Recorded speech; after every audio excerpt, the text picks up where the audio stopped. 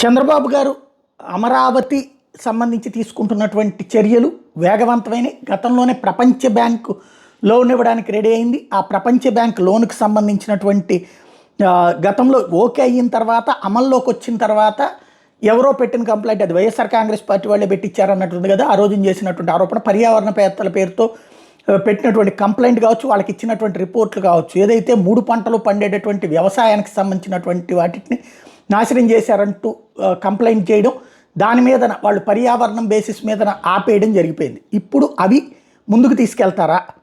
ఎందుకంటే తాజాగా 15,000 కోట్ల రూపాయల రుణాలు అన్నటువంటిది ప్రపంచ బ్యాంక్ ఇవ్వడానికి రెడీ అయింది అన్నటువంటిది ప్రధానంగా వినబడుతోంది. ఆసియా డెవలప్మెంట్ బ్యాంక్తో కలిసి ఈ మొత్తాన్ని మంజూరు చేయాలనుకుంటున్నట్టు ప్రధానంగా ప్రచారం జరుగుతుంది. ఆయా బ్యాంకుల ప్రతినిధులు రేపటి నుంచి ఈ నెల 27 దాకా రాజధానిలో పర్యటించబోతున్నారు. ఆసియా బ్యాంకు, ప్రపంచ బ్యాంకు ఇద్దరు కలిసి టోటల్గా 15,000 కోట్ల రూపాయల రుణం ఇచ్చేందుకు రంగం సిద్ధం చేస్తున్నారు.